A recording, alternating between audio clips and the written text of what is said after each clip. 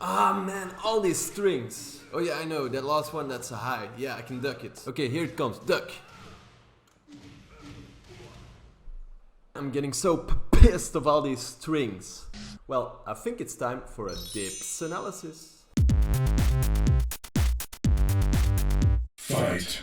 What is a DIPPS analysis, you might say? Well, DIPPS is an acronym I thought of to describe the 5 things every character in the game can do to deal with strings. So the first one is ducking, then you have interrupting, you also have punishing, parrying, and sidestepping. So first of all, I'll explain these options one by one and I'll show you some examples, and then in the end we'll do a DIPPS analysis on some example strings.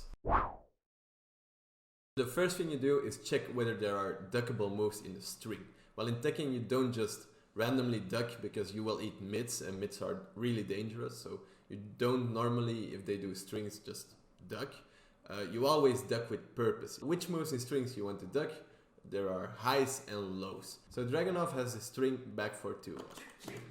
What is good about the string? Well, we'll do back for 2-1 and we'll jab after it. And let's see whether we can interrupt this with a jab. Okay. No. So the thing is, he's always attacking first, which means that back for 2-1 is plus on block. Now how do we deal with this? Well, we go hit properties, display, and we see the last hit is a high. So you give him the D. So most highs in this game have pretty good properties. Why? Because they always run the risk to be ducked. Now you can't always duck every high, so there are strings that jail. That means that you can't duck under some highs. So Dragunov here is going to do 2-1, and as you can see, the second hit jails and you can't duck under it. I'm trying to duck it, but it doesn't work. So yeah, you always gotta check whether you can duck the high or not. Well, these jailing strings are most of the times really fast, so you won't be able to react after the first hit to the second hit, so it doesn't really matter that it jails. You won't be able to duck it anyway. Now the other reason to duck is because there's a low in the string. So Dragunov has back to 1-3, which is abused a lot at lower ranks. Every Dragunov is using it there. Why? Because it ends in a low launcher. As you can see here, bam, it's a launcher. So you gotta block this. Why is this not a great string? Well, back to 1-3. If you know the move, if you know the animation, and if you learn the string, then you know, oh man, I need to block this and punish it. Bam. And you get a lunge. So yeah, lows you duck for this. Now Steve has this string from Peekaboo. Peekaboo is forward 3 plus 4, and then you go forward 2, 1. And this thing has humongous range. If you can see it hit from like all the way, even here I think. No, that's too far. But yeah, it has really big range. But the thing is, you can see there's a huge delay between the hits, and my stun is not that big.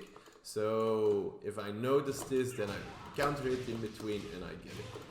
Now you won't always be able to interrupt with a high damaging mid like Kazuya's down forward 2 on counter hit or a hop kick. Armor King here is a string, it's also used a lot at lower ranks. And well, between the second and the third hit you can interrupt it with a jab. Only with a jab. So if I do a 11 frame move, then I get hit. But with a jab I actually get a float combo. I float him and then you do the combo and bam. Now let's go over one of the most important topics to deal with strings. Well, it's punishing. Well, if you don't know what punishing is, first of all you need to know frame data a bit. But frame data, it looks really hard, but it's actually not that hard. You gotta take a look at a few videos. Now I'll try to explain it here for you in short, so you can already understand it for punishing. Now a frame is actually just 1/60th of a second, because your game runs at 60 FPS, which means 60 frames per second. So you can see frames as a time interval. Now what does it mean for a move to be punishable? Well, it means that my move, my fastest move, which is a jab, can connect without you being able to do anything about it. So if Bryan does his machine gun blow, which is down forward 2 2 2 2, no, down forward 1 1 1 2, I'll test it with my jab, my 10 frame move, bam, and it connects, and he's not able to block it. While if I do a slower move, he is able to block it. So that means this move is punishable at least by 10 frame moves. You actually want to see what is your best move to punish it with, because you can see I can punish this with my jab, my fastest move, I cannot punish this with my back 4, which is a 17 frame move, but you also have 15 frame moves, 30 frame moves, and Bryan's machine gun blow is actually minus 15. So that means I can do the Kazuya's down forward 1-2 punish into this. So yeah, you want to punish with your best move, like minus 15 for most of the cast. Kazuya doesn't have a hop kick, but for most of the cast it means that you can hop kick this. So you get a launch for this. Now most strings that end in a mid are actually punishable. So if you see someone do a string and you know it ends in a mid because you tried ducking it and you ate that, well, you gotta test whether you can punish it. So you can throw out a 1-1 to see whether it's punishable or not. There's another thing you gotta keep in mind when trying to punish things, it's the pushback. So you have frames, which is important. You have minus 13, minus 10 is jab punishable. But then again, you need to see the distance where you at. So if Bryan does this move and I want to test it with 1-1, I whiff, which is really dangerous. So you gotta keep in mind, and my 11 frame punisher also whiffs. So you gotta keep in mind the range where you at. So Kazuya has down forward 4-4, which is 13 frames, and if you see this, well, Kazuya's down forward 4-4 punishes this because the range is there. Otherwise you won't use this move as a punisher. If you want to use something, then most of the time you're using back 1-2 or 1-1-2. So Bryan's down forward 2-3 over here is actually punishable, but it has a lot of pushback, so you gotta keep in mind the pushback, and you gotta use the punisher with long range, and it's only minus 13, so down forward 1-2 here is too slow. It has the range, but it's too slow to punish this. Also keep in mind that some strings leave you in crouch. So Kazumi's down forward 1-2 is punishable, but as you can see, it leaves me in crouch. So if I do moves, they are while standing moves. Now I can punish this with Kazuya's while standing 1-2, his twin pistons, and I can launch this, so it's really not a good move to just throw out against Kazuya. But like if she does this, and let's say I didn't know it put me in crouch and I wanted to punish this with my 2-2, which is a 12 frame punisher of Kazuya, then this happens. Bam. Now that move actually puts me at minus 15, so she blocked it and now she can launch me for me doing a bad punish. So as you can see, punishing is really hard and there are a lot of numbers, but you learn it after a while and you gotta take characters to the lab. But it's really important to deal with strings. So you're playing against this Fang and this guy is constantly doing this, and you're thinking to yourself like, oh man, I keep eating this slow, how do I deal with it? Should I just block it? Should I try to punish it, I get hit, so no, I cannot punish this. Well, maybe I can punish the mid, because most mids after a string are punishable, right? But no, this is not punishable either. So yeah, what do you do? Well, you have this trick in Tekken where you low parry. Low parrying you do with holding down forward when he does the low, and then this thing happens. So it's really important that you know that if Fang does this move, the only option is the low after it, and you low parry, and then you get a combo from it. This, and then you do it. So low parrying is really important for if there's a low in a string. Some lows you cannot block and punish, you need to low parry, and low parrying always gives you a combo, not that much damage, but most importantly wall carry. So you carry him to the wall and then you can do wall pressure. So low parrying is actually really good against strings with lows. Now some of you will say, yeah, but you also have normal parries you can do against strings to interrupt strings. Well, Kazuya doesn't have a normal parry, and I really want to talk about generic moves for characters, and not everyone has a parry or a punch parry. So that's really character specific. So I think it's more important with this analysis to really keep it simple for all characters and look at what you can do against strings for all characters. Now Nina has this string in down 3-4-3, and if you try to punish it, you see you can't punish it even though it ends in a mid. So what do you do? Well, it actually gets worse. If she does a jab after it and I try to interrupt with my own jab, you see, oh, with my wild standing 4, sorry, it leaves me in crouch, you see she interrupts you. So yeah, She's actually plus on block, which is crazy for a mid. What do? Well, maybe you can interrupt, so let's try that. Oh no, I get hit out of it. So no, you can't interrupt this. So you can't punish it, you cannot duck it because it's a mid. You can duck in between here, but you gotta react really fast, and it's not easy to get a punish because it's so fast. So you can only do one thing. You can sidestep this. And not even to the left side, only to the right side. So you see this move coming and you sidestep and then you punish. With this or with an electric. Yeah, that's not really an electric. With an electric. So yeah, if you see me sidestep to the left, then I'll eat it. So you gotta learn yourself to sidestep this to the right. It's really important to deal with Ninas because they love to spam this all day. Now, sidestepping has also a kind of character specific side to it.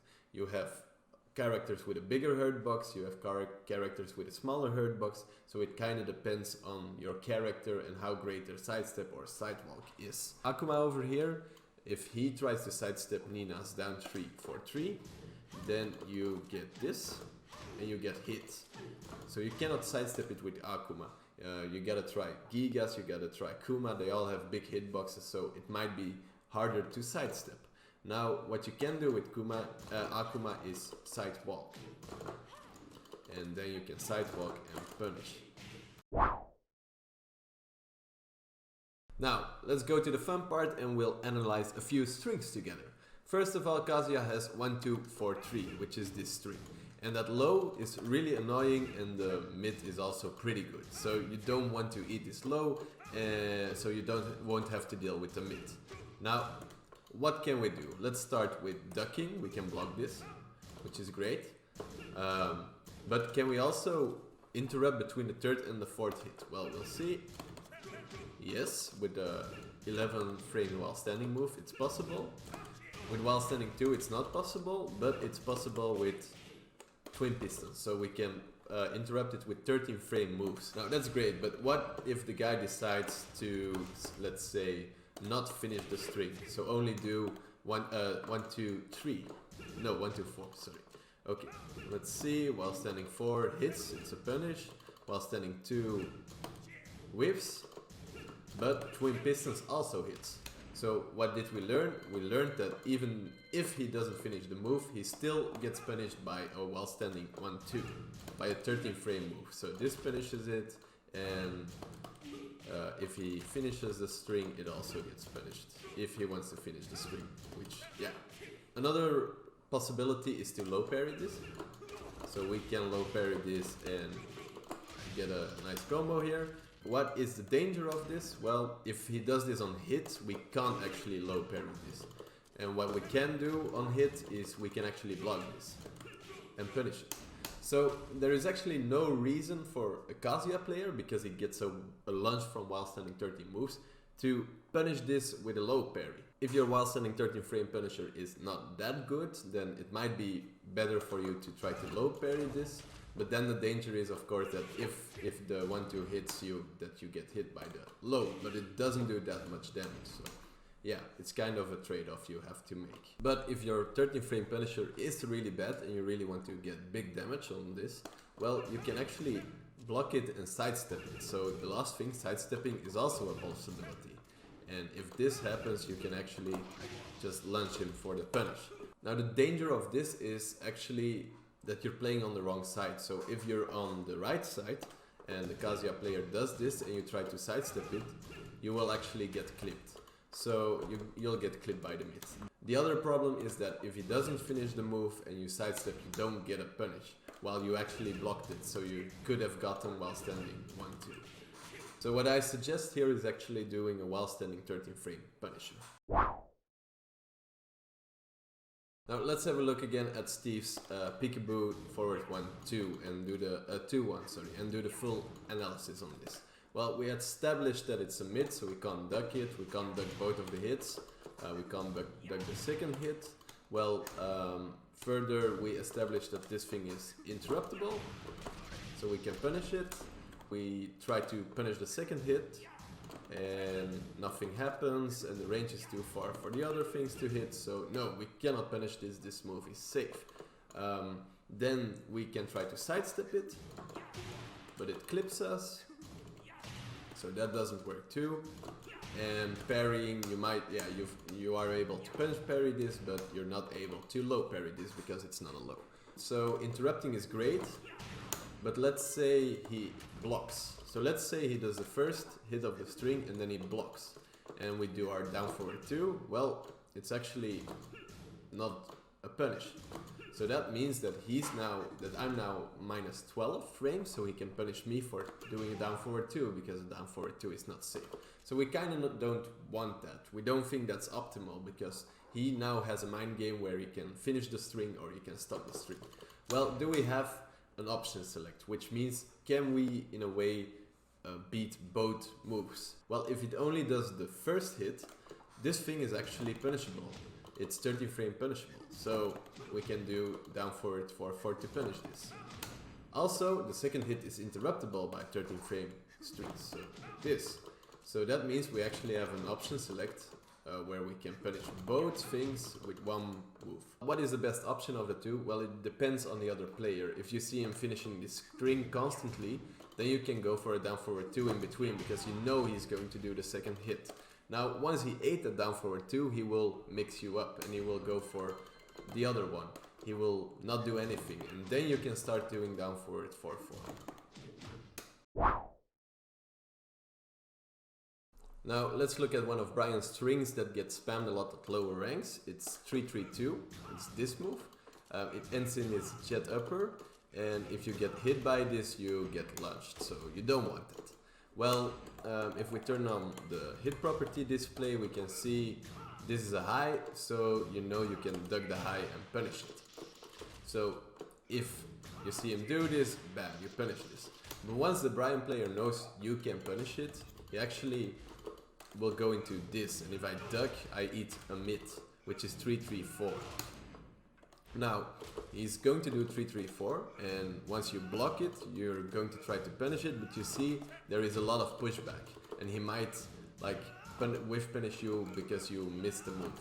So you don't want to try to punish this, because this thing is practically safe. Well, we established that on the first one we can duck the high, but now on this one let's do the DIPPS analysis. So first of all, ducking, it's not a possibility. Interrupting we can try, but I don't think... Oh! It actually is interruptible. Okay, so it is interruptible. Well, by how much? 12 frames? No. 11 frames. It trades with 11 frames, so it's 11 frames fast, so that means we can jab punish this. Is this optimal? Well, the danger of doing this is the fact that if we try it with the other one, we get lunged. So maybe this is not the best option, because that's dangerous. Because we only get a 1-1-2 if he does the mid option, and we get lunged by the other option. Now, what do we have more? We have punishing, which is not an option. Interrupting was only an option with 1-1-2. And then we cannot low parry this, so the last option is sidestepping. Now the move is actually really linear. So it's sidesteppable, and then you can launch. So we actually have 3 options here. The first one is the safest one, which is just blocking and doing nothing. We beat both options when just blocking. Nobody gets damaged, but you're safe and you're back in neutral, so that's okay. Now, if you want to take a risk and you want to get damage in, well, if he likes to do this, then you duck and you punish. But he might go for the other one, and if you duck, you eat this much damage, which is not that much, except if it wall splats, so at the wall you gotta watch out. But yeah, ducking is a great option. Now, if he keeps going for the mid, well, then you go for the sidestep. So you see this, you sidestep, you punish him. The only danger here is that if he goes for the high, then you get launched, because you can't sidestep the high. So you get into this 50-50 situation where you sidestep and get launched by one, but you launch the other one, or you duck where you get hit by one and you launch the other one. So it's your choice, and it depends on the opponent, and it depends on his tendencies. So the last one I want to take a look at again is Armor Kings down 2-4-3. So it was this one. First of all, they're all mid, so it's not low parryable, it's not duckable. It was interruptible between the second and the third hit, so you can jab in between and get a float combo for it, like this, and then do your combo. It's not sidesteppable, but the last hit is actually also punishable with while standing to 4-4. It's -11. Now, what is the best option of those two? Well, I think that's really easy because while standing 4-4 only does 29 damage and leaves you at -5. The float combo here, let's do a really easy combo. Does 30 damage already, which is 1 point more, and you get wall carry. Now, is this the optimal option? Well, it's not the optimal option. Why not? Well, he might not finish the string, and then you get this. So that is mid-mid, and it's -14. Because 15 is blocked, so it's -14. Now, if I only do the jab, it gives me 7 damage. And 7 damage is not a lot. Well, I have a better option, and that is doing 1-1. 1-1, first of all, is hit confirmable in 1-1-2. So I get the punish here with 25 damage. And then if he does finish the string, I am still able to get a float combo from this. So the best option is not to do 1, but do 1-1. So you get both the float as get a better punish on him not finishing the string. So thank you for watching. Next time you get beaten up by a string, take it to the lab and try to do a DIPPS analysis yourself. Also, I'm going to do a tutorial on advanced techniques to deal with strings. So if you want to see that, if you don't want to miss that, please subscribe and please like this video. Thank you.